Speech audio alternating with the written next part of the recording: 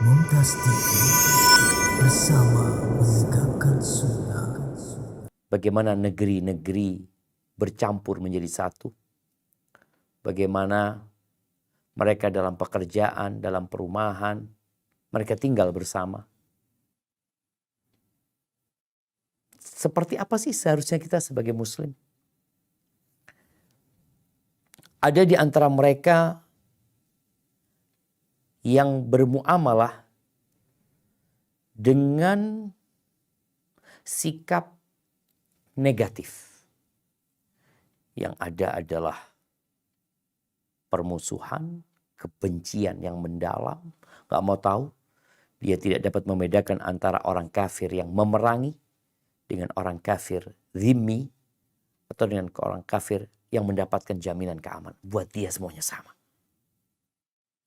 Kenapa? Karena dia membaca firman Allah di surat At-Tahrim ya. Ayat 9 di mana Allah Azza wa Jalla mengatakan ya ayyuhan nabiyyu jahidil kuffar wal munafiqin waghlud alaihim. Wahai Nabi, berjihadlah melawan orang-orang kafir dan orang-orang munafik.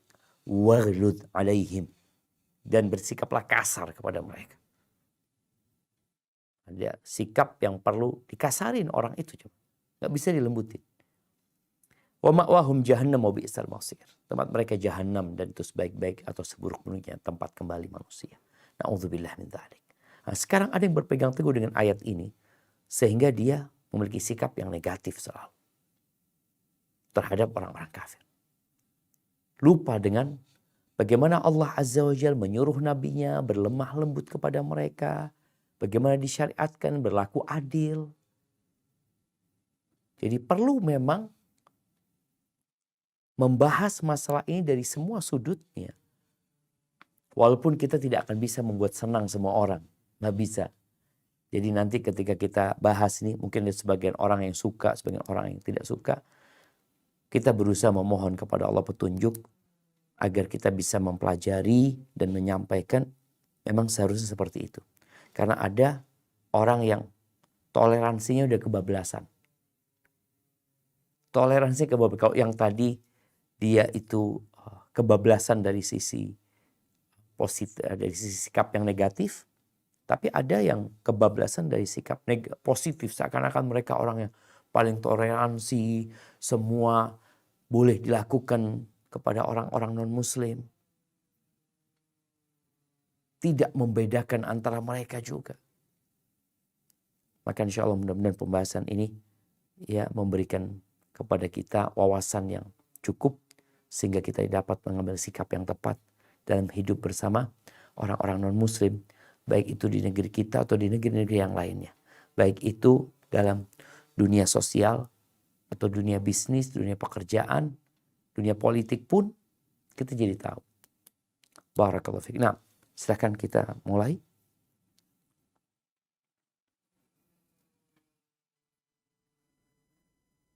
Nah, Ustaz.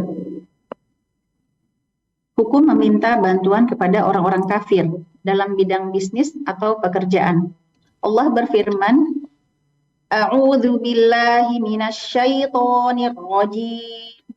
Ya ayyuhalladzina amanu la tattakhidhu biqanatan. Afwan Ustaz.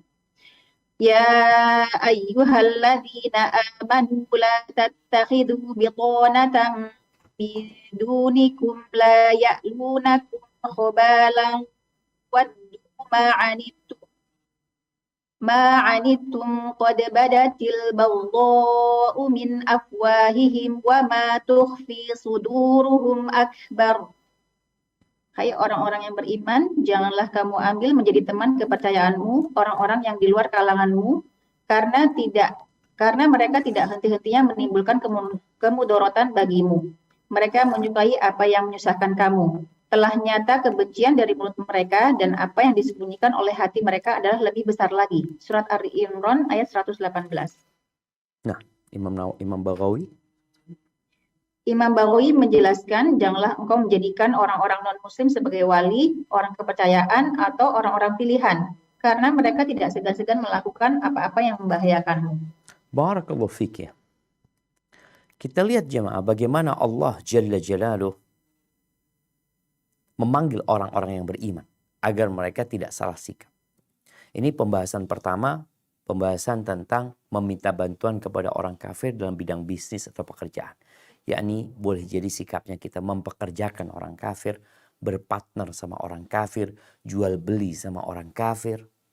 Apa saja yang berkaitan dengan bisnis dan pekerjaan.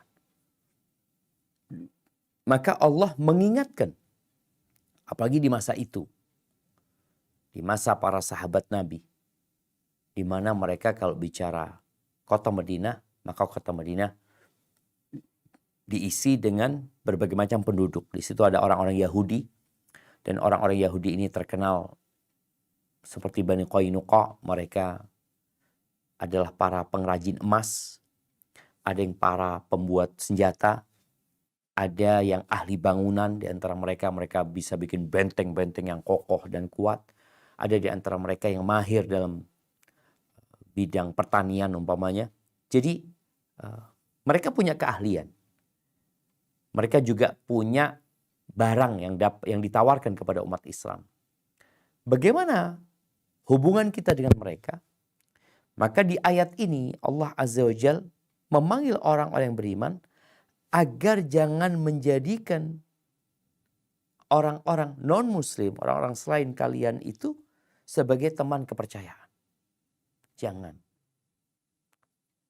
Kenapa kok seperti itu? Padahal sebagian kita merasa, ana nyaman sama dia Ustaz, dia orang yang jujur ini dan lain-lain ya. Tapi menjadi orang kepercayaan yang mengetahui segala rahasiamu umpamanya, jangan. Mereka itu ingin membahayakan kalian sebenarnya. Ingin menyusahkan kalian. Telah tampak kebencian mereka itu nampak. Dari mana? Dari sikap mereka, dari ucapan mereka. Kalau sekarang mungkin dari tulisan-tulisan mereka. Itu kita bisa membaca bagaimana kondisi orang-orang ini. Kalau mungkin saat bermuamalah dengan kita, dia baik-baik saja. Tapi ketika engkau membaca komentar dia umpamanya, bagaimana pernyataan-pernyataan dia, ini orang gak suka gitu sama kalian. Bahkan Allah menyebutkan, kalau dari mulut mereka telah tampak kebencian kepada umat Islam, dan yang disembunyikan dalam hati mereka lebih besar lagi. Siapa? Lebih besar lagi. Itu kata siapa? Kata Allah Azza wa Jalla. Hanya tadi kita sudah sampaikan, kafir itu ada yang memerangi, ada kafir yang dalam perjanjian, ada kafir yang dapat jaminan keamanan.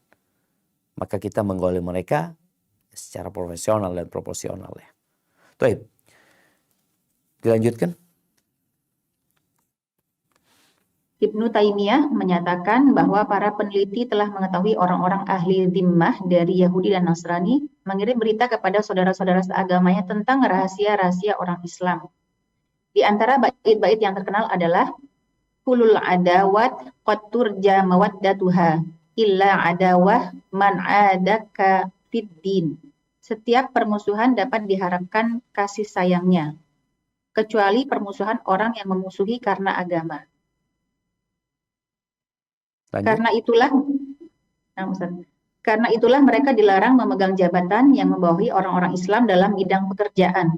Bahkan memperkerjakan orang Islam yang kemampuannya masih di bawah orang kafir itu lebih baik dan lebih bermanfaat bagi umat Islam dalam agama dan dunia mereka. Sedikit tetapi dari yang halal diberkahi Allah, sedangkan banyak tetapi dari yang haram dimurkai Allah. Subhanallah jemaah. Ini sepertinya tidak perlu banyak data untuk membuktikan apa yang disebutkan oleh Ibn Taimiyah rahimahullahu ta'ala. Ibn Taimiyah hanya menukil sebenarnya.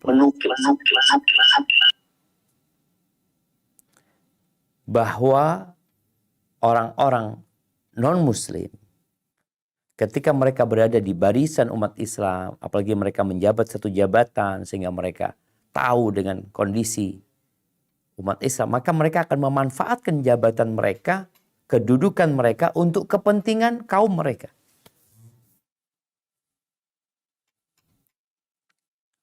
Itu satu hal yang lumrah. Iya. Itu hal yang wajar. Jadi tidak berlebihan tatkala kita mengatakan mereka itu akan lebih memihak kepada kaum mereka. Itu lumrah. Mereka jadi nggak objektif. Iya, wajar. Oleh karena itu jangan pakai mereka. Solusinya seperti itu. Maka bagaimana disebutkan mereka mengirim berita, oke, ketika mungkin ada dua negara yang sedang terjadi peperangan di antara mereka. Contoh ya, Rusia sama Ukraina. Mungkinkah Ukraina akan mempekerjakan orang-orang Rusia dalam pekerjaan-pekerjaan yang penting? Enggak, Jam. Begitu pula Rusia. Karena ada hal-hal yang sifatnya harus dijaga, disembunyikan. Kalau ternyata nih orang tahu, dapat membahayakan. Itu kebencian yang hanya karena harta ya. Kalau kita karena kekuasaan, mungkin Rusia sama Ukraina, kebencian atau permusuhan yang disebabkan kekuasaan dan urusan dunia. Apalagi kalau kebenciannya berdasarkan agama. Itu parah banget. Maka disebutkan di sini mempekerjakan mereka sehingga mereka duduk di sebuah jabatan yang membawahi umat Islam dalam bidang dunia ini jamaah, urusan kerjaan-kerjaan, maka lebih baik mempekerjakan yang muslim. Sebagaimana ketika pejabatnya itu non-muslim, maka dia pun akan mempekerjakan di jabatan-jabatan yang penting non-muslim. Itu terjadi. Kita lihat ya di perusahaan-perusahaan yang di Indonesia umpamanya, yang dimiliki oleh Jepang umpamanya, atau Cina umpamanya. Itu hal yang wajar. Ketika pejabatnya non-muslim, kemudian dia akan dirutnya umpamanya non-muslim, dia akan angkat umpamanya manajer-manajer yang di bawah dia itu non-muslim, itu wajar, seperti itu memang. Yang nggak wajar nih yang muslim yang ngangkat non-muslim. Lalu sok menjadi orang yang paling toleransi, enggak. Mereka aja melakukan seperti itu. Dan kita nggak komplain ya, nggak ada masalah. Yang penting kata mereka, yang penting kan profesional yang diangkat ya. Tapi di sini disebutkan bahwa ketika engkau mempekerjakan atau meletakkan seorang muslim di sebuah jabatan penting, tapi ada sebenarnya non-muslim yang mungkin lebih berkompeten dalam bidang itu, engkau meletakkan yang muslim lebih bagus. Karena ada kepentingan lain. Selain bicara pekerjaan yang selesai, tugas yang terlaksana, ada hal lain yang lebih penting dari itu. Yaitu menjaga agama. Karena agama ini pegang hidup seorang muslim. Maka dikatakan sedikit tapi dari halal diberkahin ya lebih banyak. Apa tuh lebih berkah daripada banyak tapi dimurkain Allah SWT. Baik, tafadhol dilanjutkan. Dari keterangan tersebut dapat disimpulkan, tidak boleh mengangkat orang kafir untuk kedudukan yang membawahi orang-orang Islam atau yang memungkinkan dia mengetahui rahasia-rahasia umat Islam. Misalnya para menteri atau para penasihat, karena Allah berfirman, La tattakhidhu bitonatan min dunikum la ya'lunakum khabala.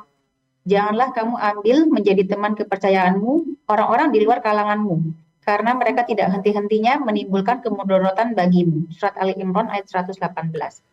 Barakallahu fiik. Jadi ini kesimpulan. Yang pertama, tidak boleh mengangkat orang kafir untuk kedudukan yang membawahi umat Islam. Atau sebuah jabatan yang dia akan mengetahui rahasia-rahasia umat Islam. Contohnya para menteri, para penasehat. Jamaah ketika seorang pejabatnya itu non-muslim. Biasanya dia akan cari tangan kanannya, ajudannya, atau apa itu non-muslim. Karena ada pembicaraan-pembicaraan, ada hal-hal yang off the record. Dia akan ambil supir, umpamanya diusahakan yang non-muslim. Ketika dia berbicara di mobil umpamanya. Atau dia akan cari orang muslim yang sudah berjiwa non-muslim. Karena ada hal-hal yang tidak ingin diketahui orang lain. Maka di sini disebutkan nggak boleh mengangkat orang kafir. Engkau cari yang muslim lah. Kenapa harus cari orang kafir? Ketika ada pilihan berbeda dengan kondisi darurat, itu pun berbahaya, tetap berbahaya. Tapi yang kedua, mengupah orang-orang kafir untuk melakukan pekerjaan-pekerjaan sampingan yang tidak menimbulkan suatu bahaya dalam politik negara Islam. Misalnya menjadi guide atau penunjuk jalan, pemborong konstruksi bangunan, proyek perbaikan jalan, dan sejenisnya, dengan syarat tidak ada orang Islam yang mampu untuk itu. Karena Rasulullah SAW dan Abu Bakar pernah mengupah seorang laki-laki musyrik dari Bani Adil sebagai penunjuk jalan ketika berhijrah ke Madinah. Barakallahu fiik. Karena memang kita tidak dapat pungkiri adanya orang-orang kafir yang berkompeten, yang punya keterampilan, yang punya keahlian, punya skill yang bagus. Gimana kita butuh dengan skill mereka, kita butuh dengan ilmu mereka dalam urusan dunia ini. Maka nggak apa-apa. Tapi dengan catatan dua, tidak menimbulkan bahaya untuk umat Islam sendiri. Yang kedua, ya tidak ada orang Islam yang berkompeten. Kalau ada, ya pilihannya tetap muslim lah jemaah. Jadi ini hal yang wajar jemaah. Ketika rame politik identitas umpama yang terjadi di negeri kita. Itu sebenarnya hal yang lumrah. Orang-orang LGBT akan milih orang LGBT. Umpamanya seperti itu. Itu hal yang ya memang seperti itu. Dia akan memilih yang identitasnya sama mereka. Apakah dilarang? Ya enggak lah. Dan seorang muslim ketika dikatakan engkau pilih muslim, makanya seperti itu. Ya ini hal yang wajar. Sampai di beberapa daerah mungkin disebutkan putra daerah ya. Ini putra daerah sehingga lebih pantas untuk dipilih umpamanya menjadi bupati tempat mereka. Ya itu mungkin hal-hal yang nggak masalah selama tidak menggunakan cara-cara yang terlarang dalam agama atau dalam negara. Wallahu alam, itu mungkin ada orang yang lebih ahli yang membicarakan hal itu. Tapi di sini apabila ada pekerja yang muslim, tetap pilihannya muslim. Ini urusan pekerjaan aja. Urusan pekerjaan. Tadi orang udah kasih contoh bagaimana perusahaan-perusahaan asing yang banyak notabene non-muslim, dia akan angkat anak negaranya, umpamanya dari Jepang akan pilih orang Jepang. Kemudian kalau nanti dia agamanya apa, dia akan cari orang yang mungkin seagama sama dia. Kalaupun mungkin ada muslim yang menjabat di sana, salah satu jabatan, ya muslim ini biasanya punya keahlian yang memang lebih dari yang lainnya. Mereka membutuhkan hal itu. Atau ada mungkin sebagian yang karena takut dikatakan intoleransi, maka dia ambil satu muslim sekedar untuk ya tuduhan intoleransi itu hilang. Jamaah, kita perlu buka dua mata kita. Ada hal-hal yang dibicarakan di balik layar yang mungkin kita nggak tahu. Tapi kita sebagai muslim hendaklah mengikuti bagaimana arahan agama. Islam ini bukan agama yang baru 100 tahun. Tidak seperti negara kita mungkin yang umurnya baru 76 tahun. Islam ini sudah 1444 tahun. Jadi kalau mau bicara apa saja yang dibutuhkan dalam kehidupan ini, Islam sudah pernah memberikan yang terbaik dan akan terus memberikan yang terbaik. maka belajar dari sana. Ingat, ini ada hal-hal yang perlu diketahui, tapi mungkin ada yang tidak setuju ya. Seperti yang saya sampaikan, ini orang sholat aja enggak. Sholat aja enggak. Puasa enggak. Bagaimana dia akan membicarakan sesuatu yang lebih dari itu. Nah, di sini disebutkan bahwasanya Nabi SAW, Rasul SAW itu, makanya nanti kita akan baca selanjutnya bagaimana Nabi SAW pernah mengupah seorang penunjuk jalan yang kafir. Tapi orang ini sudah dipastikan amanah. Dalam kondisi nggak ada yang muslim. Karena pada waktu itu sudah nggak ada. Kebanyakan umat Islam sudah meninggalkan kota Mekah. Mereka hijrah ke kota Madinah. Sedangkan Rasul SAW termasuk yang terakhir hijrah.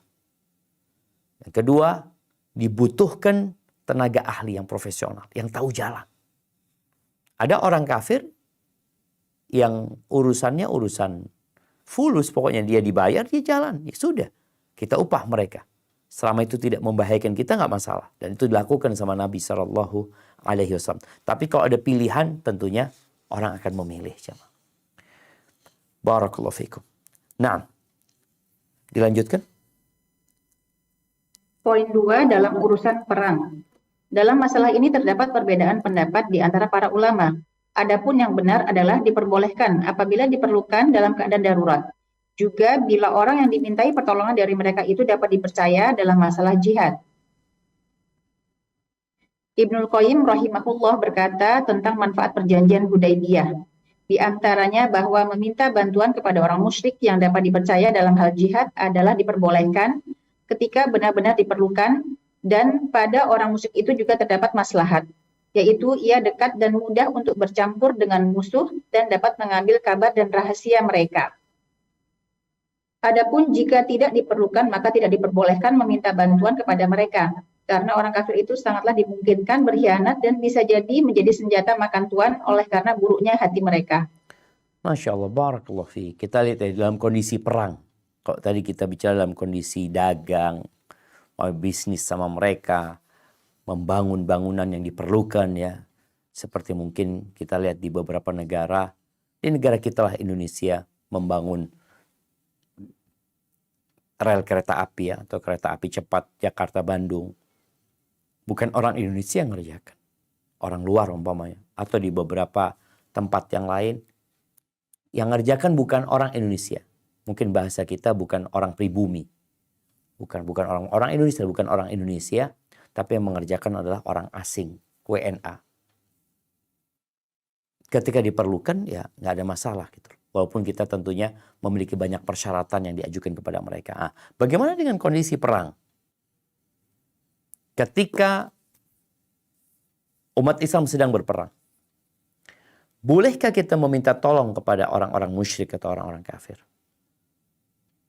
Mungkin kita akan mendapati beberapa hadis yang berkaitan Nabi SAW tidak mau. La nasta'inu bi kafir. Kita tidak minta tolong kepada orang kafir. Tapi pada kesempatan lain ternyata Nabi SAW mempekerjakan orang kafir, meminta bantuan orang kafir dalam perang juga.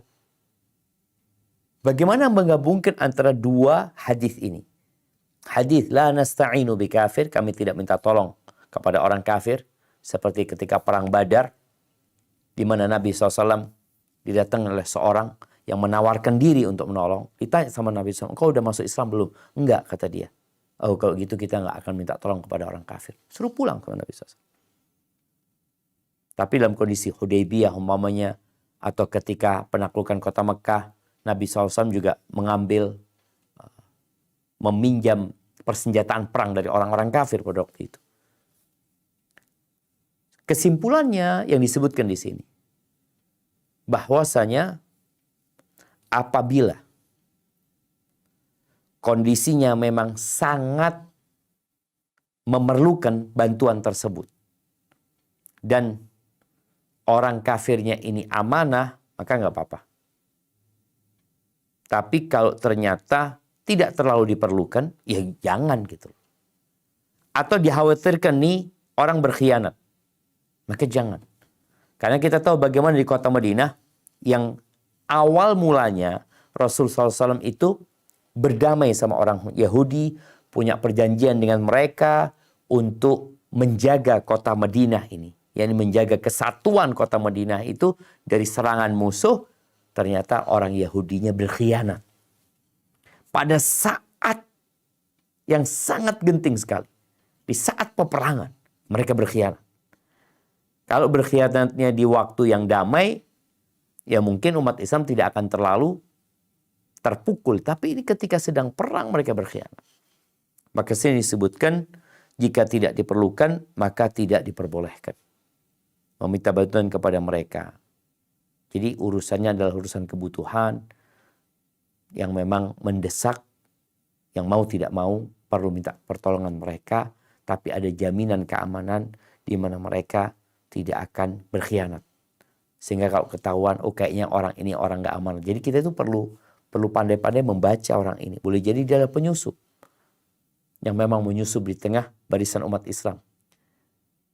Ya kita lihat ya bagaimana ada orang-orang Rusia atau pada masa Uni Soviet sama Amerika dahulu ya, ada orang-orang Uni Soviet yang akhirnya masuk ke tubuh Amerika, orang Amerika masuk ke tubuh Uni Soviet dalam rangka mereka dapat jabatan penting di sana, padahal dia adalah pengkhianat sebenarnya.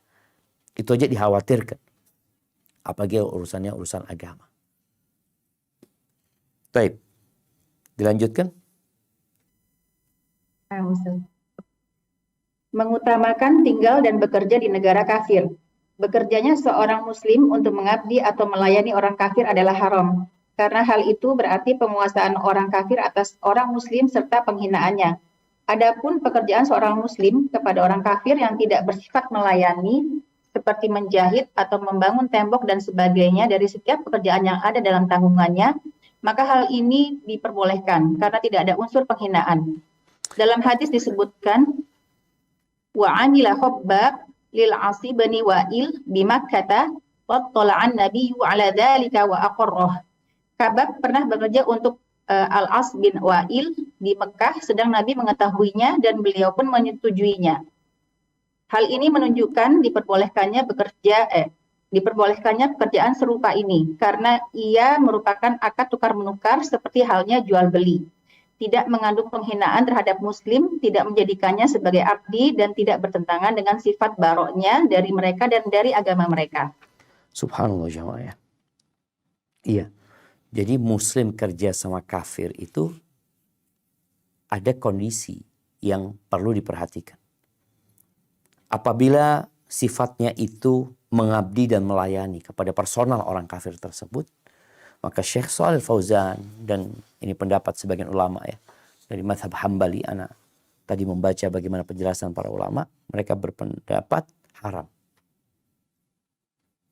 Kenapa? Karena ada unsur penghinaan kepada muslim ini, yang nanti akan berdampak kepada ibadah dia.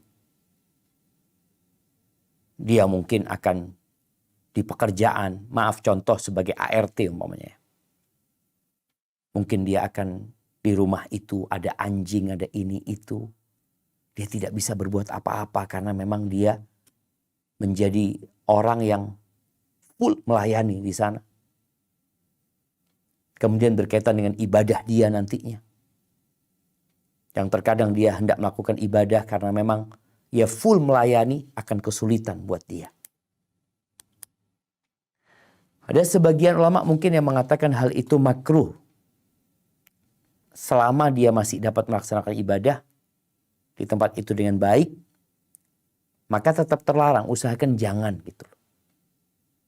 Usahakan ya bekerja dengan muslim atau pekerjaan yang tidak ada unsur penghinaan terhadap diri. Tapi yang tidak bersifat melayani ya, seperti orang yang menjahit, membangun tembok, ini sebenarnya membangun bangunan daya, membangun rumah mereka, di mana muslim ini ya tidak dihinakan, dia mau kerjakan yang kalau enggak dia bisa pergi. Tapi ada orang yang memang benar-benar tertekan, dia tertindas dengan pekerjaan dia. Maka hendaklah orang itu menghindari hal itu. Karena sekali lagi akan berdampak kepada wala dan baroknya seorang muslim. Dan seharusnya dia berlepas diri dari mereka, ternyata dia malah full melayani mereka. Ali bin Abi Thalib pernah kerja sebagai, ketika ada orang Yahudi ya, Ali bin Abi Thalib sedang lihat orang Yahudi ini sedang nimba. Ali menawarkan diri, "Engkau mau aku kerja, aku yang ambil air." Ini kan bukan melayani secara pribadi ya, tapi melayani urusan pekerjaan, bukan personalnya dia. Maka Ali ngambil air dan dikasih kurma, dibayarin kurma gitu. Yang seperti itu insya Allah nggak masalah. Taib. Jadi seorang muslim yang hendak kerja kepada orang non muslim, tolong milih pekerjaan. Pekerjaan apa yang tidak menghinakan dia? Pekerjaan apa yang akan tetap membuat dia terjaga agamanya? Pekerjaan apa yang membuat dia tetap akan bisa melaksanakan kewajiban-kewajiban harian dia? Maka silahkan.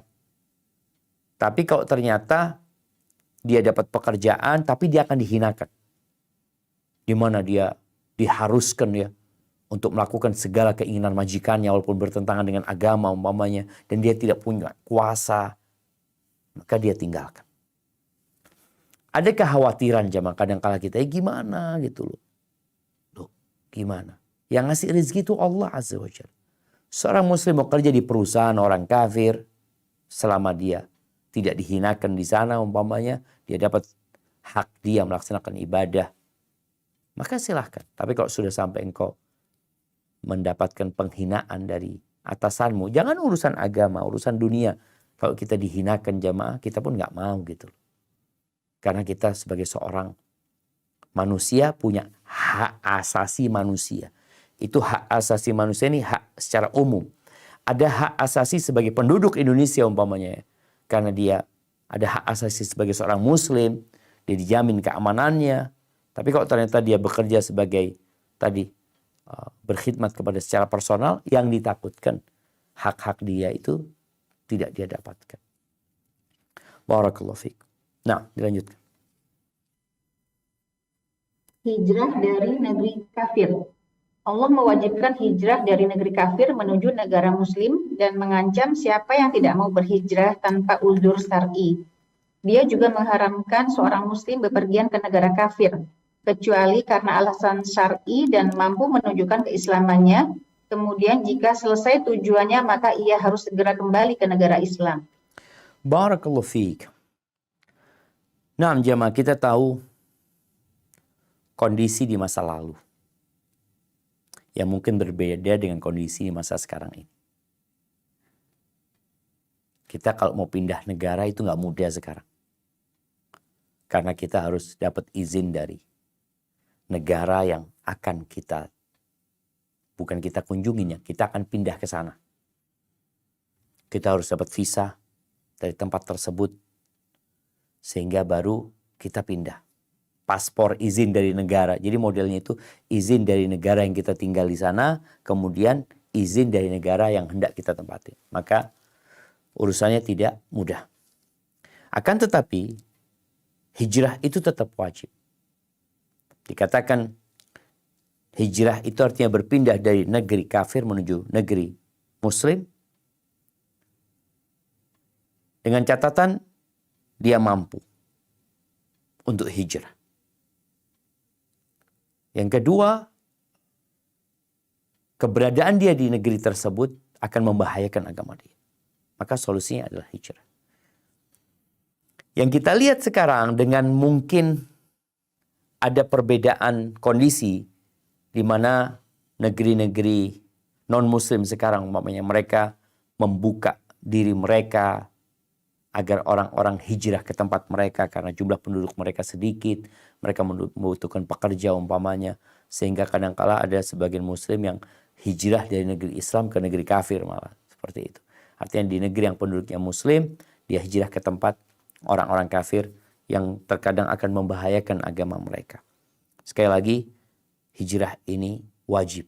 Rasulullah SAW mengatakan, La tanqati'ul hijrah hatta tanqati' at-taubah. Hijrah itu tidak akan putus sampai taubat itu putus. Dan tobat tidak akan putus hatta tatlu asyams min maghribiha, sampai matahari terbit dari arah barat. Ini kalau bicara hijrah ya. Kemudian di sini disebutkan dia juga mengharapkan seorang muslim bepergian, bukan cuma hijrah ya, bepergian. Sekarang kenapa muslim bepergian ke negeri kafir? Apa tujuan? Kalau kita lihat orang yang meninggalkan negerinya, kemudian dia mengunjungi negeri-negeri yang lain, itu ada banyak niat dan tujuan. Ada yang karena mau jalan-jalan. Ada yang karena mau bisnis. Ada kerjaan di sana. Ada yang mau menuntut ilmu. Jadi hukum asalnya nggak boleh engkau berangkat ke negeri mereka. Menjadi boleh kalau ada sebabnya. Ketika sebabnya itu atau hajat ya, ada keperluan di sana. Ketika keperluannya selesai, balik. Ini ingat bukan orang yang tinggal di sana. Kalau tadi ada orang yang memang tinggal di negeri kafir, dia lahir di sana, dia besar di sana. Ini bicara hijrah. Tapi sekarang yang dia tinggal di negeri yang mayoritas muslim, kemudian dia pindah atau bukan pindah, berkunjung ke negeri non muslim, maka dilihat tujuanmu apa di sana. Apabila tujuannya benar, yang kedua, ada jaminan bahwa dia dapat menampakkan agamanya. Dia tidak akan tertindas di situ. Dia akan dapat menunjukkan keislamannya, melaksanakan kewajibannya dengan baik, maka nggak apa-apa. Ahibati fillah, pernah nggak antum baca sejarah ya? Yang mungkin sejarah itu akan berulang, yang sampai hari ini kita melihat pengulangan sejarah tersebut. Ketika umat Islam di Andalusia. Umat Islam di Andalusia itu hampir 800 tahun jamaah berada di sana. Kenapa kok tahu-tahu hilang umat Islam? Hilang. Nggak ada umat Islam, nggak ada masjid, nggak ada sekolahan umat Islam. Karena pemerintahnya itu nggak menginginkan mereka tinggal di situ. Jadi umat Islam yang mau tinggal di negeri itu harus berganti agama. Kita tahu bagaimana Islam tidak pernah memaksakan agama. Orang untuk pindah agama enggak. Tapi mereka memaksakan hal itu. Yang kedua, kalau nggak mau masuk menjadi Katolik, Nasrani pada waktu itu, maka silahkan pergi meninggalkan Andalusia. Kalau tidak, mereka akan dibunuh. Baca sejarah. Dan sejarah itu berulang. Mungkin saudara-saudara kita ya, Rohingya. Kenapa sih? Kok mereka mau dihabisin? Ada apa sebenarnya? Dan hal itu terjadi di bawah kondisi media sekarang bisa melihat. Dan ada lembaga-lembaga besar dunia yang seharusnya mereka mampu menghalangi umpamanya. Tapi karena ada unsur yang berkaitan dengan agama atau ada unsur politik lainnya di sana, maka hal itu terjadi. Oleh karena itu bagi seorang muslim, ingat ketika engkau tinggal di negeri non-muslim, seharusnya engkau hijrah. Tapi kalau nggak mampu menetap di sana, ini akan dibahas sebentar lagi.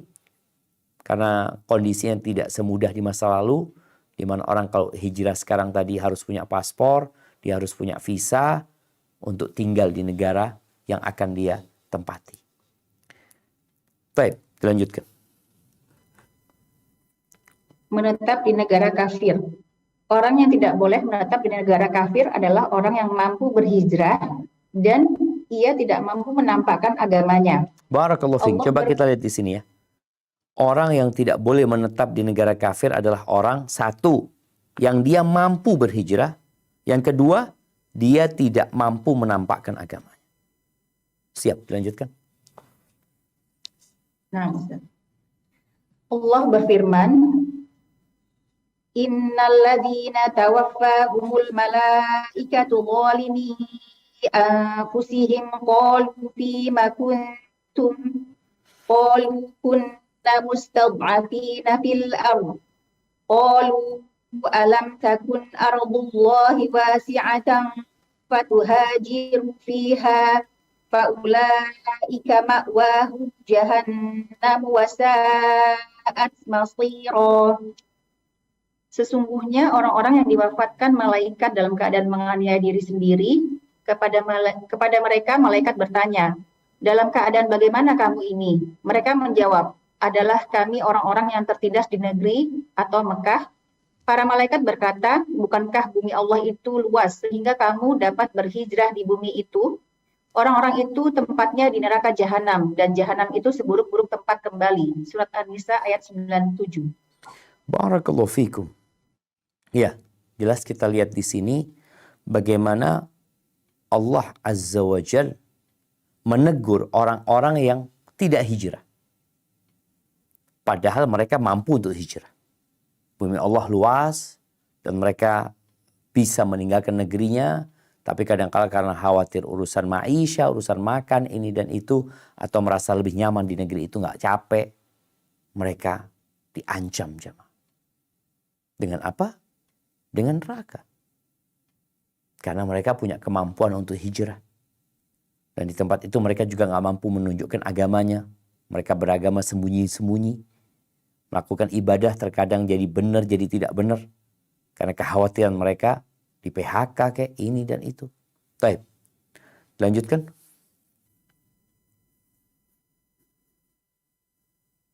Nah, Ustaz. Orang yang mengutamakan tinggal di negara kafir daripada di negara muslim memiliki dua keadaan. Pertama, jika ia berpendapat atas bolehnya memberikan loyalitas kepada orang-orang kafir dan ridho atas mereka, maka tidak ragu lagi bahwa ia telah keluar dari Islam. Lanjut Ustaz. Nah, jemaah ini yang pertama kalau kita lihat ya. Jadi orang yang mengutamakan, memilih untuk tinggal di negeri kafir daripada negeri muslim. Sekali lagi tadi kita bicarakan padahal dia mampu untuk hijrah. Dia mampu untuk hijrah. Bukan dia tidak mampu. Berbeda dengan orang yang tidak mampu. Ya terpaksa dia tinggal di sana. Tapi ini ada pilihan kok sebenarnya. Engkau ada pilihan. Tapi engkau memilih untuk tinggal di negara itu. Daripada tinggal di negara muslim. Pertama disebutkan jika dia berpendapat atas bolehnya memberikan loyalitas kepada orang-orang kafir dan ridho atas mereka, maka tidak ragu lagi bahwa ia telah keluar dari Islam. Ini bicara amalan hati dia. Kalau dia berpendapat boleh, gak masalah orang-orang kafir itu baik kok sama kita umpamanya. Bahkan dia memberikan loyalitasnya kepada orang-orang kafir. Maka dia akan keluar dari agama Allah ini. Baik. Kondisi yang kedua.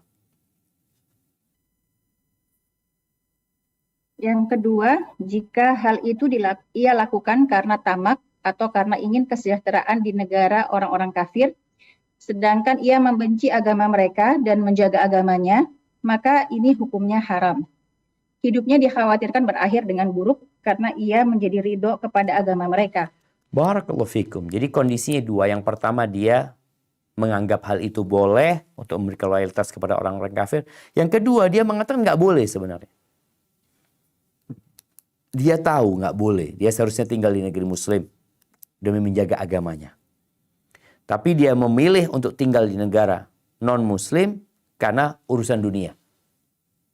Ambisi dunia. Bahasanya di sini mungkin tamak ya. Tamak terhadap kekayaan yang ada di sana, dia ingin kesejahteraan hidup, mungkin dia di negerinya ya nggak banyak yang dia dapatkan, tapi dia tahu itu sebenarnya nggak boleh gitu loh. Dan dia membenci agama orang-orang kafir tersebut, dia menjaga agamanya dalam kondisi dia berusaha untuk sholat 5 waktu, mengajarkan tauhid kepada anak-anaknya di sana. Maka beliau menyebutkan ini hukumnya haram, tetap nggak boleh. Kenapa beliau mengharamkan? Karena dikhawatirkan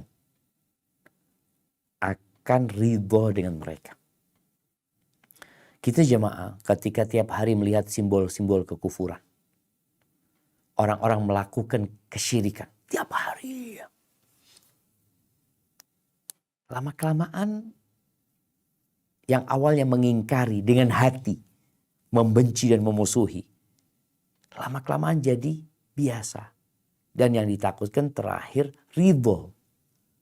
Ada orang biasa ngelihat kekufuran dan kemungkaran tapi dia tetap mengingkari. Tapi yang nggak boleh adalah tadi ketika dia mulai meridhoi. Jadi tinggal di sana menjadi haram karena akan membahayakan agama dia. Ada seorang syekh ya, yang dia ditanya ya tentang hukum tinggal di negeri non-muslim. Dan mungkin ada beberapa fatwa yang tidak sama dengan apa yang disampaikan oleh Syekh Shalih Fauzan namanya. Syekh ini dari Suriah kalau nggak salah. Dia tanya dengan seorang yang tinggal di salah satu negara Eropa, kata Syekh, engkau boleh tinggal di sini asalkan engkau bisa kasih jaminan cucumu dalam kondisi muslim. Nangis orang itu. Jangan bilang cucunya, anaknya sudah murtad. Jangan bilang cucunya.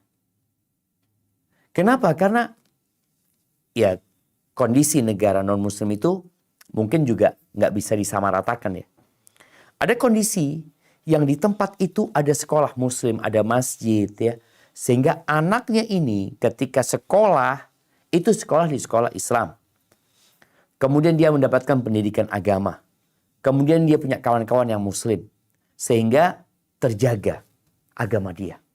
Kalau bicara bapaknya kan harus kerja. Pendidikan dari bapaknya mungkin nggak bisa maksimal. Ibunya juga kadang-kadang di negeri itu juga harus bekerja. Karena biaya hidup yang begitu tingginya. Jadi kondisinya, ini orang, anaknya saja sudah murtad. Jangan bicara cucunya, anaknya. Karena memang sekolah di sekolah non-muslim, yang di situ dia bergaul dengan orang-orang yang mungkin tidak beragama. Karena di Eropa sendiri, Anda membaca ada 70% dari penduduk mereka sebenarnya ateis, sudah nggak percaya sama agama. Jadi memang mungkin di sana masih banyak gereja, tapi secara penduduk banyak di antara mereka yang sudah tidak lagi memakmurkan gereja. Ini anak tumbuh besar, sudah dia mengatakan, kenapa sih kok aku repot-repot? Temanku nggak ada masalah dia. Dia nggak sholat, nggak ke masjid. Kenapa aku dipermasalahkan? Bermasalah kalau aku melakukan tindakan kejahatan, kan aku tetap baik mamanya. Itu masalah yang besar. Maka kenapa beliau menyebutkan, beliau tetap berpendapat haram. Ini kalau dia mampu, sekali lagi dia mampu untuk hijrah, untuk meninggalkan tempat tersebut sebenarnya. Tapi dia memilih tinggal di sana disebabkan urusan dunia. Urusan dunia. Dan dia disebutkan dapat menjaga agamanya sebenarnya. Tapi kan dia khawatirkan akan mengantarkan kepada sesuatu yang buruk. Baik, dilanjutkan. Adapun orang yang boleh tinggal di negara kafir, ia harus memenuhi 2 syarat, yaitu pertama, agamanya harus aman dengan ilmu, iman, memiliki tekad yang kuat, serta menyimpan permusuhan dan kebencian kepada orang-orang kafir. Nah, yang kedua? Yang kedua, ia dapat menampakkan agamanya dengan melakukan syiar-syiar Islam. Barakallahu fikum. Jadi di sini disebutkan ada 2 syarat buat orang yang tetap mau menetap di negeri kafir tersebut. Yang pertama, agamanya harus aman. Karena agama ini pegangan hidup kita, pedoman hidup kita itu agama. Hidup di dunia ini cuma 60-70 tahun, sedikit yang lewat dari itu. Setelah itu engkau akan meninggalkan dunia ini. Kalau engkau orang Indonesia, engkau akan kehilangan KTP Indonesiamu.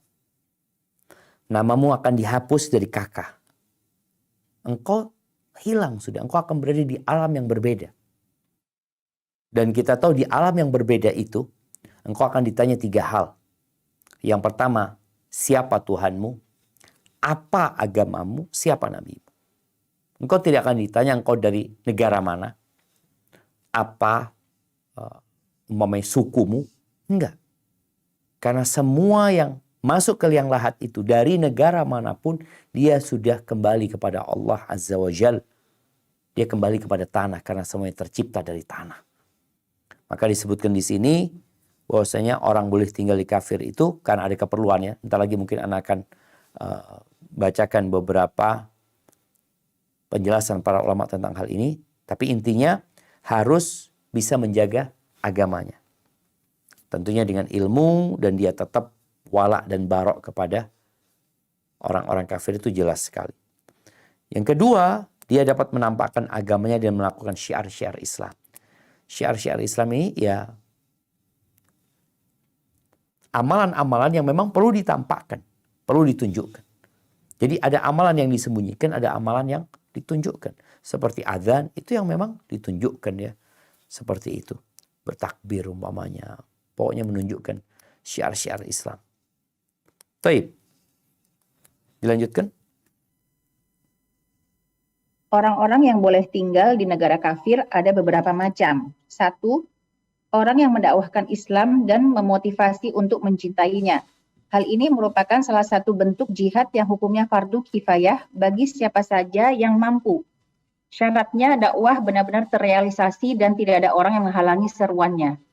Masya Allah. Yang pertama ini kita bergembira ya. Dengan melihat mungkin di beberapa negara Eropa itu Masya Allah. Ada orang-orang yang tinggal di sana, menetap di sana bukan karena urusan perut saja. Tapi dia ingin mendakwahkan Islam. Di jalanan di Eropa itu kadang-kala jamaah, di Inggris ya. Di jalanan di Amerika sendiri. Mereka berdakwah. Di alun-alun mungkin kalau di sini ya. Mereka menyampaikan agama Allah ini.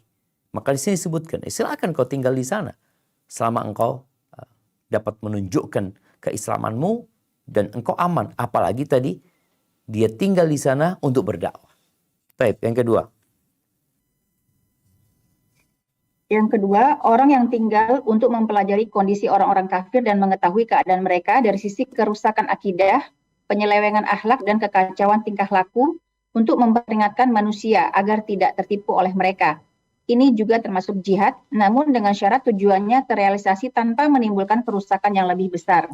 Masya Allah, barakallahu fiik. Ya, yang kedua ini tujuannya penelitian. Penelitian. Tahukah kita bahwa orang-orang kafir itu juga melakukan penelitian di negeri Islam? Mereka juga melakukan penelitian dalam rangka mengetahui bagaimana kondisi umat Islam. Makanya munculnya gerakan orientalisme umpamanya. Dalam rangka mereka memahami kondisi ketimuran. Bagaimana budaya mereka, bagaimana kebiasaan mereka, tradisi mereka, makanan mereka, bagaimana pendidikan mereka. Maka umat Islam pun perlu ada yang tinggal di negeri orang kafir dalam rangka mempelajari gimana sih kondisi mereka, bagaimana cara mendakwain mereka nantinya, di mana sisi kelebihan mereka yang bisa kita pelajarin dan kita kembangkan di negeri kita, dan unsur apa aja yang melemahkan mereka sejati.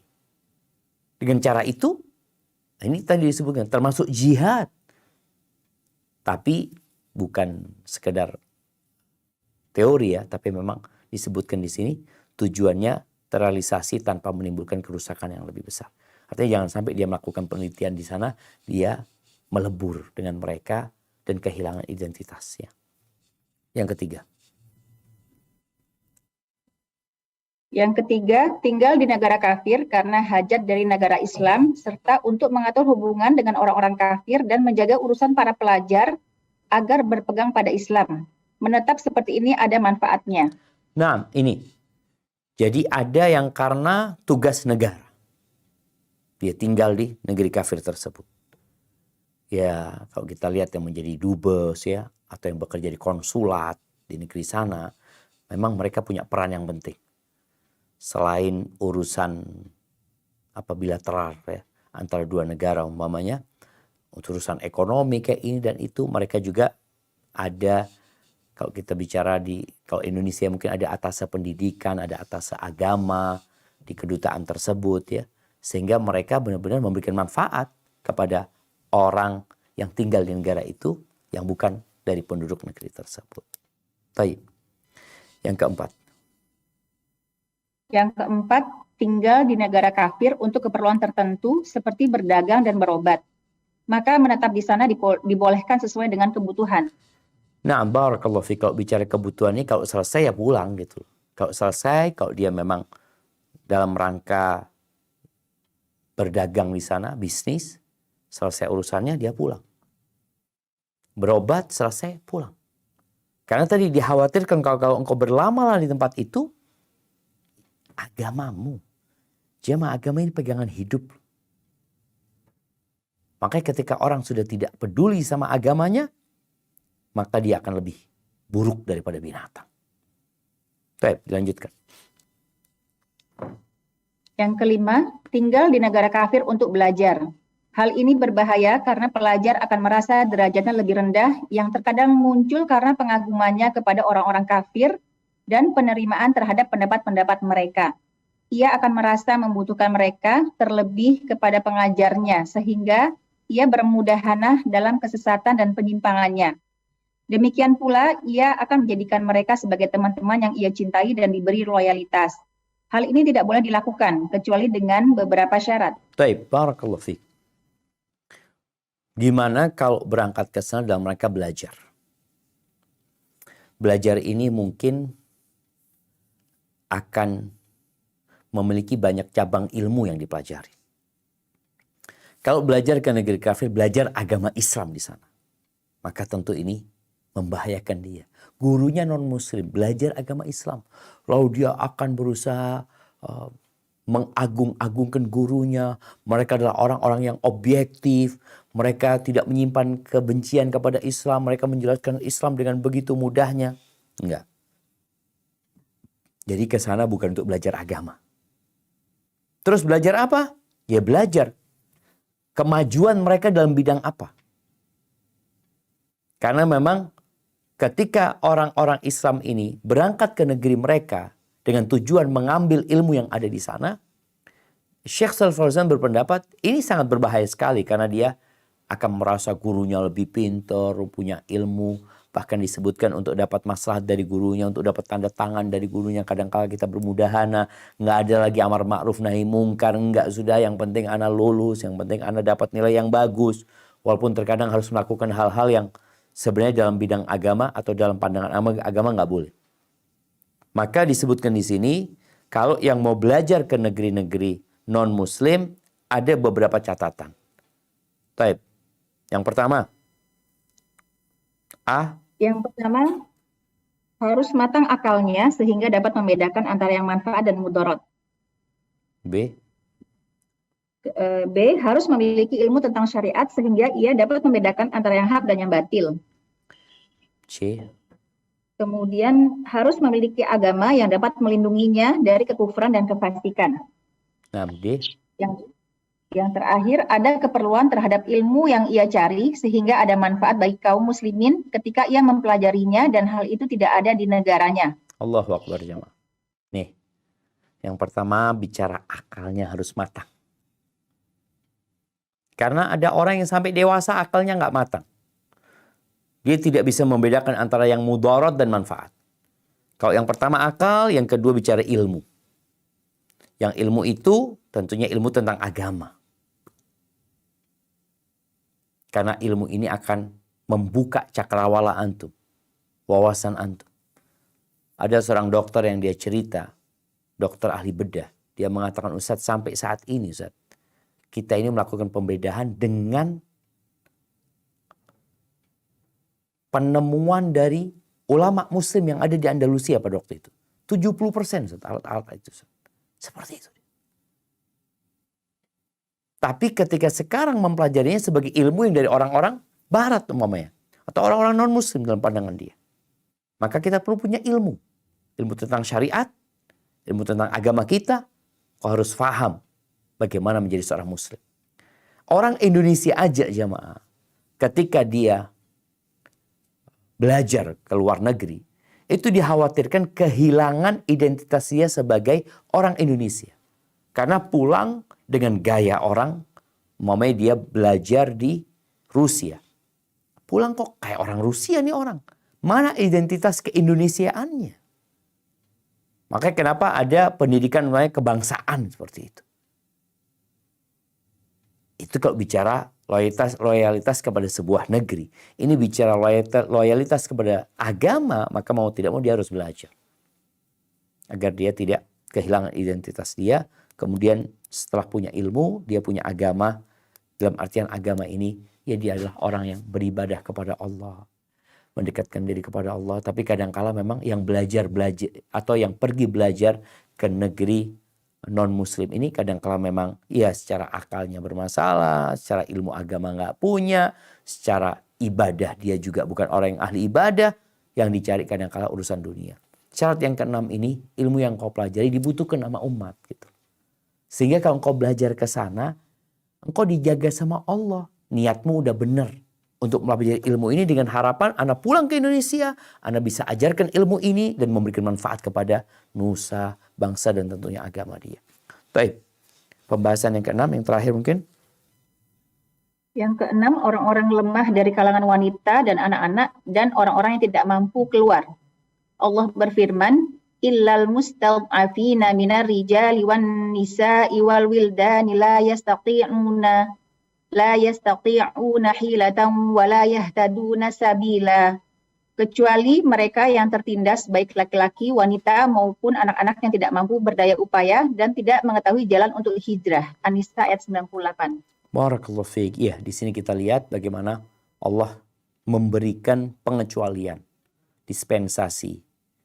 Dan sepertinya di masa sekarang ini dispensasi ini memang ya sangat bermanfaat sekali ya, sehingga mereka bisa tetap tinggal di negeri non muslim dengan catatan mereka dapat menegakkan agamanya, karena kita kalau mau hijrah kita harus punya visa, paspor, dan di tempat yang akan kita tinggal kita memang boleh tinggal di situ gitu.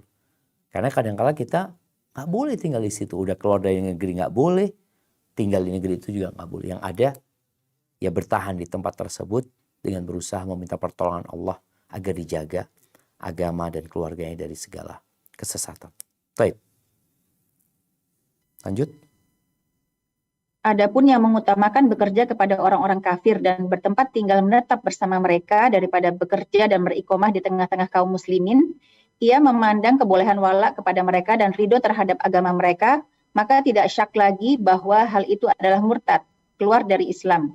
Apabila ia melakukan hal yang demikian itu karena tamak terhadap dunia atau kekayaan yang melimpah di negara mereka dengan perasaan benci kepada agama mereka dan tetap menjaga agamanya, maka hal itu diharamkan dan dikhawatirkan dapat membawa dampak buruk terhadap dirinya yang akhirnya menjadikannya ridho dengan agama mereka. Barakallahu fikum. Iya, ini dua hal yang tadi sama Syekh Shalih Fauzan udah dibahas ya.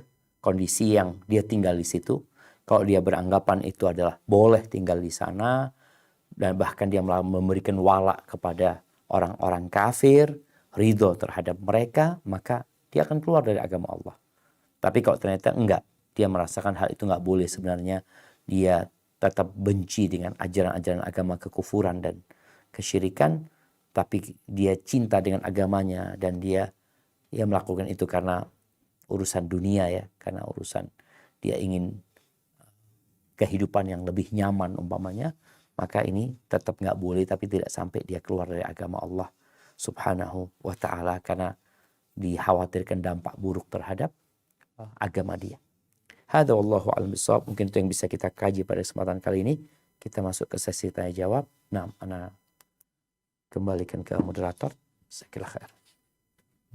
Jazakallahu khair Ustaz atas ilmu yang telah disampaikan hari ini, dan jazakumullahu khair kepada tim Lorong Paradisa atau tim SRB yang telah membantu kami sehingga kajian hari ini terlaksana. Baik Ustaz, untuk pertanyaan pertama, Assalamualaikum warahmatullahi wabarakatuh. Ustaz Syafiq Hafizahullah Ta'ala. Semoga Allah selalu menjaga dan memuliakan Pak Ustadz dan keluarga, panitia, dan kaum muslimin dimanapun. Amin. Afwan Ustadz, izin bertanya di luar tema, mohon sekali arahannya dan nasihatnya dari Pak Ustadz sesuai syariat. Sepupu saya menderita artritis kronis, radang sendi sepertinya Ustadz, yang sudah cukup lama sejak awal SD sampai dengan saat ini usia beliau 20-an. Dan saat ini kami diperkenalkan dengan terapis yang kami agak ragu karena diminta syarat-syarat seperti di bawah ini. Tukang terapi bertanya tanggal lahir karena dia mau ngitung. Terus kami harus menyiapkan uang 777.000 untuk ditawasulin dan setelahnya dizakatkan untuk menzakati korin yang ada di tubuh kita dengan zakat khusus. Selanjutnya uang tersebut akan dikasih ke anak yang punya penyakit gizi buruk dan orang tidak mampu dan harus usaha sampai nemu yang seperti itu. Mohon nasihatnya Ustadz. Jazakumullahu khairan Ustazuna. Barakallahu fiik. Fik wa barak. Nah, jamaah rahimakumullah.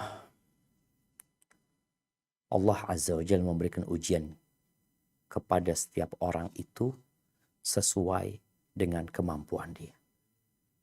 Dan kita harus yakin bahwa ujian yang diberikan kepada kita itu kita mampu menghadapi. Ketika diuji penyakit, biasanya orang akan berusaha untuk berobat karena juga diperintahkan kita untuk berobat. Namun kata Nabi SAW, wala tatadawaw bil haram. Jangan kalian berobat dengan yang haram. Kita melihat sekarang ada banyak pengobatan alternatif. Silahkan dicari selama pengobatannya itu tidak bertentangan dengan agama. Atau yang kedua, pengobatan yang memang terbukti bisa mengobati. Kalau tadi dengan cara ditanya tanggal lahir, nggak apa-apa ditanya tanggal lahir. Kita pun kalau ke rumah sakit ditanya tanggal lahir. Atau kalau nggak ditanya umurnya berapa. Karena hal ini berkaitan dengan obat yang akan diberikan kepada dia. Kemudian akan ditanya berapa berat badannya. Artinya pertanyaan-pertanyaan yang privasi ya. Nggak apa-apa. Karena memang ini juga ada kaitannya dengan obat yang akan diberikan kepada dia. Akan ditanya lagi apa ada alergi obat umpamanya seperti itu. Atau punya apa ya? Punya track record masa lalu ya yang berkaitan dengan penyakit dia umpamanya. Itu ditanya. Tapi kalau pertanyaannya hal-hal yang tidak ada hubungan dengan penyakitnya, dengan kondisi dia, maka dikhawatirkan yang dia lakukan adalah praktek perdukunan. Di kota Madinah, subhanallah ya, Ana punya kawan yang kerja di Hay'ah Amar Ma'ruf Nahi Munkar, dia sebagai kepala pada waktu itu, yang berurusan dengan menangkap praktek-praktek yang menyesatkan ya. Ada seorang syekh di sana. Ramai orang yang minta ruqyah di sana. Diruqyah dengan Quran, dengan apa. Tapi ada omongan sumbang tentang syekh. Akhirnya diadakan penelitian, dikirim seorang yang secara penampilan jauh dari agama, dia mau berobat ke sana, ternyata ketika itu ya dikasih syarat-syarat yang tidak sesuai dengan syariat. Disuruh cari ayam kayak telur kayak ini dan itu. Maka akhirnya ditangkap itu syekh karena terbukti dia melakukan praktek perdukunan sebenarnya, hanya saja dibungkus dengan syariat. Maka wallahu a'lam bishawab, menurut ana mungkin perlu mencari pengobatan yang lainnya di ruqyah ya. Kalau bicara ada ustadz, ada kiai yang bisa meruqyah sesuai dengan yang dicontohkan sama Rasul SAW dan dipraktekkan sama para sahabatnya, insya Allah nggak ada masalah. Tapi kalau bicara menghitung umur ya, kemudian sedekah yang ditetapkan dengan jumlah tertentu, sedekah nggak apa-apa karena Nabi SAW juga mengatakan dawu mardhakum bis sedekah, obatin orang yang sakit di antara kalian dengan bersedekah, tapi tidak dengan syarat-syarat yang macam-macam sebenarnya. Hadza wallahu a'lam bishawab. Berikutnya Ustadz. Assalamualaikum Ustadz. Bagaimanakah hukumnya jika kita hijrah ke negara kafir untuk urusan pekerjaan, sementara di negara tersebut marak dengan kemaksiatan misal LGBT dan protes atas penggunaan jilbab. Sedangkan untuk persyaratan agar menunjukkan syiar-syiar Islam, kami kurang yakin dengan hal tersebut, mengingat keselamatan kami selama tinggal di negara tersebut ada khawatiran atas tuduhan terorisme ataupun penganut paham radikal. Syukran. Barakallahu fiik. Subhanallah jemaah. Sebenarnya pertanyaan itu udah dijawab ya dengan penanya sendiri. Karena tadi diperbolehkan tinggal di sana dengan catatan engkau mau berdakwah di sana. Kalau bicara bekerja di sana, ada beberapa catatan pekerjaanmu, pekerjaan apa yang engkau akan pekerjakan, lakukan di sana umpamanya. Lalu kalau ternyata disebutkan negara ini negara kafir, jelas. Yang kedua bukan hanya itu. Bahkan mereka punya kesesatan-kesesatan yang merupakan penyakit sosial yang akan dirasakan oleh masyarakat. Kalau bicara LGBT umpamanya seperti itu. Mereka secara terang-terangan. Jadi syiarnya itu malah syiar kekufuran, syiar kemaksiatan, syiar syahwat. Bukan syiar kedamaian yang ada di tempat itu. Apalagi dikatakan tadi jilbab aja nggak boleh diperangin sama mereka ini dan itu. Maka solusinya meninggalkan tempat itu jemaah. Kenapa harus maksa berada di sana? Bumi Allah luas. Kan inna ardullahi wasi'ah wa ardullahi wasi'ah. Dan bumi Allah itu luas. Tinggal bagaimana seorang hamba menata hati. Kalau mungkin tadi pertanyaan ini orang tetap dia cinta dengan agamanya, dia berusaha untuk menampakkan agamanya, cuma dia ada misi duniawi. Mungkin kerja di sana dapat gaji lebih besar ya, dapat fasilitas lebih nyaman, tapi agama dan ibadah dia boleh jadi akan berantakan di sana. Maka hendaklah engkau jangan pindah ke tempat itu. Engkau tetap berada di negerimu. Kalaupun pindah, alhamdulillah ada pilihan umpamanya jemaah. Artinya pilihan ini dia pindah dari negara yang mungkin secara ekonomi sulit ke negara yang secara ekonomi baik, tapi agama negara itu muslim gitu loh. Dan syiar-syiar Islam alhamdulillah di negara itu bisa dijaga, bisa ditampakkan. Walaupun kita tahu tidak ada negeri kecuali dalamnya adalah hal-hal yang buruk yang terjadi di sana. Tapi mungkin paling kita memilih yang lebih mending ya, yang lebih baik. Hadza wallahu a'lam bishawab. Berikutnya dipersilakan kepada Ibu Dewi untuk bertanya langsung kepada Ustadz. Tafadhol Ibu. Bismillahirrahmanirrahim. Assalamualaikum warahmatullahi wabarakatuh. Waalaikumsalam warahmatullahi wabarakatuh. Semoga Ustadz Syafiq beserta tim selalu dalam limpahan rahmat Allah Subhanahu wa taala. Allahumma amin. Ustadz Ahwan, saya izin bertanya tapi di luar tema Ustadz. Siap. Jadi mungkin kejadian itu terjadi sekitar 2 bulan yang lalu. Dan awal masalah ini terjadi sekitar 6 atau 7 tahun yang lalu ya Ustadz. Memang saat itu saya beserta suami memang belum memiliki, maksudnya belajar ilmu agama yang baik gitu ya Ustadz, masih biasa-biasa saja. Nah, kepada tetangga saya ini ya, karena kan kita hubungan baik ya Ustadz, jadi berkholwat baik saya suami ke istrinya gitu, karena kita ya dekat waktu itu tuh biasa aja gitu Ustadz. Waktu itu ya suami saya kan menawarkan produk gitu Ustadz kepada tetangga saya ya yang istrinya ini ya, karena sama-sama orang Sunda gitu kan ya bercanda, dan saya juga tahu WA apa zaman dulu BBM ya, saya tahu dan begini begitu gitu Ustaz. Nah tiba-tiba setelah 7 tahun ya berjalan, 6-7 tahun berjalan tuh suaminya itu marah-marah gitu Ustaz, ngamuk nggak karu-karuan ke rumah saya gitu. Sementara kami sendiri kan kaget, selama ini kita baik-baik saja gitu Ustaz. Dan saya tinggal di lingkungan komplek itu dengan nyaman sekali karena kita juga pengurus aktif ya Ustadz ya, pengurus RT gitu ya.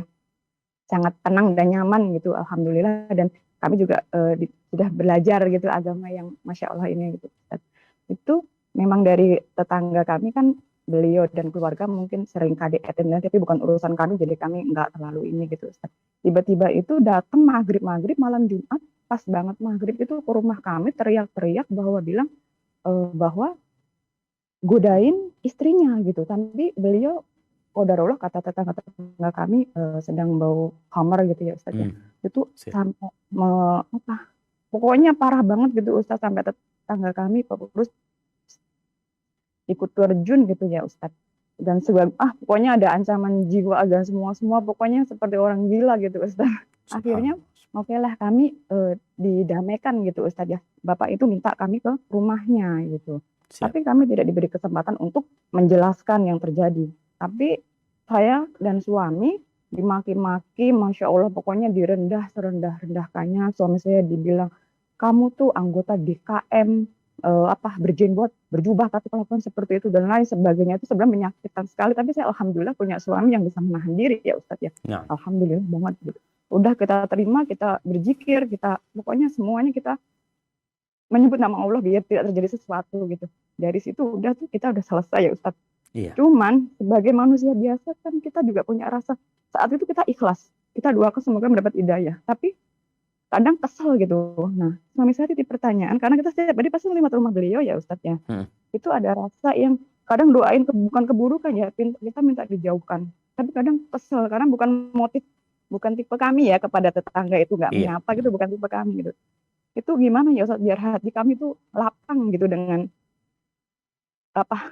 beliau, maksudnya agak lapang. Kadang-kadang kalau udah nggak inget orangnya tuh ya lupa gitu. Tapi kalau lewat kadang magrek gitu loh. Urusannya Kayak tapi udah benci selesai gitu. kan? Urusannya udah selesai. Sudah selesai Ustaz, cuman kami selalu berdoa minta dijauhkan dari orang seperti itu gitu Ustaz. Kalau kami yang pergi kayaknya kami sudah nyaman di sini. Kalau beliau kan memang sering membuat kayak keonaran di beberapa Siap. tetangga gitu ya Nah. Ustaz ya, dan mengancam semuanya. Mohon Ustaz sarannya buat kami agar kami lebih legowo lagi gitu. Nah, Begitu Masya Allah, saja barakallah Ustaz. fiik. Siap. Jazakallah khair. Barakallahu. Assalamualaikum warahmatullahi wabarakatuh. Waalaikumsalam warahmatullahi wabarakatuh. Jamaah, hendaklah kita sadar bahwasanya ada musibah-musibah yang menimpa kita disebabkan dosa-dosa kita. Baik perlakuan kasar dari orang, baik mungkin kesulitan dalam ekonomi, baik permasalahan dalam rumah tangga, apapun masalahnya. Karena Allah Subhanahu wa ta'ala mengatakan ma asaba min musibatin, tidak ada satupun musibah yang menimpa sejatinya itu sudah ditetapkan oleh Allah Subhanahu wa ta'ala. Allah mengatakan dhaharal fasadu fil barri wal bahri bima kasabat aydin nas. Munculnya kerusakan, kekacauan di muka bumi, di daratan, di laut, tentu karena perbuatan manusia. Allah juga mengatakan ma asabaka min hasanatin faminallah wa ma asabaka min sayyi'atin famin nafsik. Kebaikan yang menimpamu itu dari Allah, dan keburukan yang menimpamu itu dari dirimu sendiri. Makanya nasihat ana yang pertama, hendaklah kita beristighfar, bertobat kembali kepada Allah Subhanahu wa ta'ala. Bahwasanya apa yang terjadi sama kita boleh jadi karena dosa-dosa kita. Yang kedua, hendaklah kita berdoa memohon kepada Allah Azza wa Jalla agar Allah memberikan petunjuk kepada kita agar kita bisa bersikap yang bijak terhadap apa yang menimpa kita. Nabi SAW dilemparin batu di Taif sampai berdarah-darah. Tapi beliau tetap berdoa semoga penduduk Taif dapat hidayah. Itu pada tahun ke-10 kenabian. Artinya 3 tahun sebelum hijrah. Setelah beliau hijrah tahun ke-8 hijriah, beliau datang lagi ke Taif untuk menaklukkan Taif. Tapi ternyata nggak bisa ditaklukkan Taif, beliau tetap mendoakan mereka supaya dapat hidayah. Ana rasa hal itu akan lebih tenang ya dengan mendoakan kebaikan. Walaupun secara agama orang yang dizalimin itu boleh mendoakan keburukan kepada orang yang menzalimin dia. Tapi yang dikhawatirkan akan membuat menderita. Jadi lebih baik kalau bicara bagaimana supaya legowo, sudah. Kalau yang dilakukan orang itu kezaliman, kita ambil pahalanya di sisi Allah SWT nantinya. Dan mudah-mudahan itu menghapuskan dosa-dosa kita. Jadi yang dipikir adalah manfaat buat kita dari kejadian yang sudah berlalu. Kalau enggak, ya akan terus menderita. Kalau sudah bicara akan terus menderita, solusinya pindah dari tempat itu akhirnya. Karena orang kalau tetap menyimpan rasa sakit di hati, dia nggak akan suka dengan rumah itu. Dia nggak akan suka lewat sana. Dan itu akan lebih berat buat tadi suami dan ibu yang bertanya. Jadi nasihat ana, ambil hikmahnya dengan cara berharap semoga itu jadi penghapusan dosa dan mengangkat derajat. Dan boleh jadi orang yang tadi menzalimin dapat hidayah, dan engkau juga yang akan dapat pahalanya. Hadza wallahu a'lam bissawab. Nah. Berikutnya Ustadz, Assalamualaikum. Waalaikumsalam warahmatullahi wabarakatuh. Nah. Mohon nasihatnya Ustadz. Saya seorang wanita yang sudah menikah kurang lebih 2 tahun dan belum dikaruniai anak. Qadarullah pernikahan selama 2 tahun dari jarak jauh. Gimana? Pernikahan jarak jauh Ustadz. Oke. selama 2 tahun. Sebelumnya saya kuliah di perguruan tinggi semi militer, begitupun dengan suami saya. Qadarullah suami saya ditempatkan di Pulau Sulawesi dan saya di Pulau Jawa, Ustaz. Saya sudah minta izin suami untuk berhenti bekerja karena ingin fokus ke rumah tangga. Alhamdulillah diizinkan, namun kedua orang tua saya dan mertua saya tidak mengizinkan untuk berhenti bekerja. Saya harus gimana, Ustaz? Jazakallahu khair. Barakallahu fiik. Nah, jamaah rahimakumullah, ketika seorang wanita menikah, pemimpinnya adalah suami. Suami juga harus belajar tentang hak-hak istrinya dan kewajiban dia sebagai seorang suami. Istri juga harus tahu. Kenapa? Karena lihat di masyarakat ketidaktahuan terhadap hukum ini menyebabkan terjadinya pertikaian. Seorang istri boleh berhenti bekerja tanpa izin suami ketika memang bukan tugas dia gitu loh. Aku ini tugasnya, hubungan aku dengan suami, aku sebagai istri melayani suami di rumah, mendidik anak-anak, bukan untuk kerja cari duit. Itu tugas seorang istri. Jadi seorang suami, engkau punya hak atas istrimu. Apa haknya? Engkau pelajarin. Kemudian seorang mertua, ayah lagi. Ketika ayah dan bunda, ketika anak perempuan yang sudah menikah, maka dia jadi milik suaminya. Dia harus taat dan patuh kepada suaminya. Ketika dia mau berhenti bekerja, seharusnya nggak perlu izin orang tua. Apalagi suami sudah memberikan izin. Hanya saja banyak orang tua yang menyesal kalau anaknya berhenti bekerja. Karena dulu dia investasi pendidikan anaknya agar anaknya menghasilkan uang. Sekarang enggak dengan dia berhenti bekerja. Ketahuilah para orang tua. Ketika engkau mendidik anakmu, niatkan untuk mendapatkan keridhaan Allah Subhanahu wa taala. Niatkan buat akhirat. Tapi kok niatmu dunia, kok akhirat enggak dapat. Kok niatmu akhirat, dunia akan dapat. Maka nasihat anak buat dia tetap silahkan berhenti bekerja, dampingin suaminya, mungkin perlu waktu engkau nanti memberikan penjelasan kepada ayah, bunda, dan mertua. Karena banyak di antara mereka yang pikirannya, ya urusan dunia. Engkau punya kewajiban kepada Allah dan engkau punya kewajiban kepada suami. Ana doakan semoga Allah berkahi rumah tanggamu dan sekali lagi perlu sabar. Baik, barakallahu fiik. Mungkin kita ke pertanyaan terakhir. Silahkan. Baik, Ustaz. Afwan, ummahat yang di Zoom ini jika banyak pertanyaan yang belum terbaca, qadarullah kita berbatas waktu. Semoga Allah mudahkan lain waktu. Pertanyaan terakhir, Ustaz. Assalamualaikum, Ustaz. Waalaikumsalam warahmatullahi wabarakatuh. Saya memiliki ipar yang tak pernah berhenti fitnah selama puluhan tahun. Satu kali dia pernah datang ke rumah saya sekeluarga minta maaf kepada kami. Setelah itu dia berlaku begitu lagi, nggak pernah berhenti. Sekarang dia mengharapkan saya datang ke rumahnya karena dia pernah datang ke rumah saya. Jujur Ustadz, kami trauma dan orang ini berbahaya untuk kami dekati, tapi kami tetap biasa bila bertemu. Apa yang harus kami lakukan? Masya Allah, barakallahu fiik. Nah, jamaah rahmakumullah, Allah Azza wa Jalla mengatakan wa nabluukum bisyarri wal khairi fitnah wa ilaina turja'un. Kata Allah, dan kami memberikan kepada kalian itu ujian, cobaan yang bentuknya kebaikan atau keburukan. Jadi orang yang dapat ipar yang baik itu juga diuji sama Allah.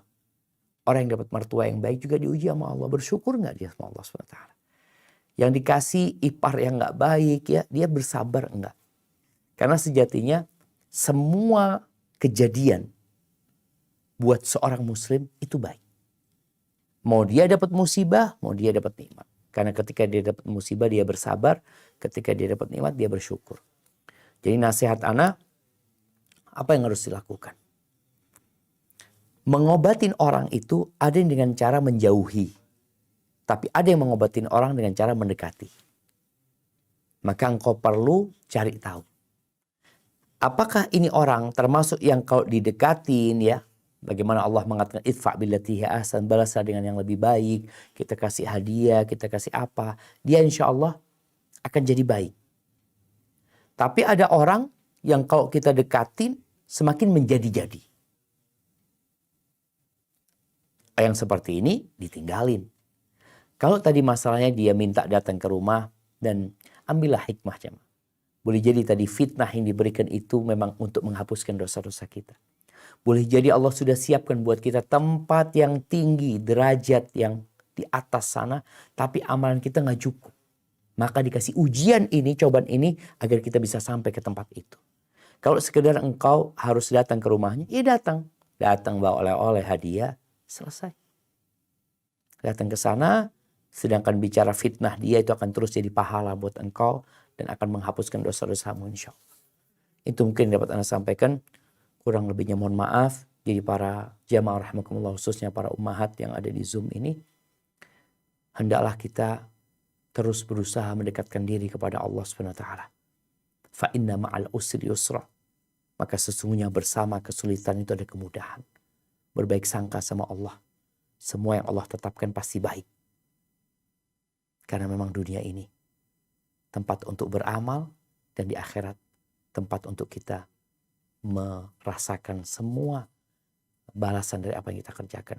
Hadza wallahu a'lam bissawab. Subhanakallahumma wa bihamdika asyhadu an la ilaha illa anta astaghfiruka wa atubu ilaik. Wassalamualaikum warahmatullahi wabarakatuh.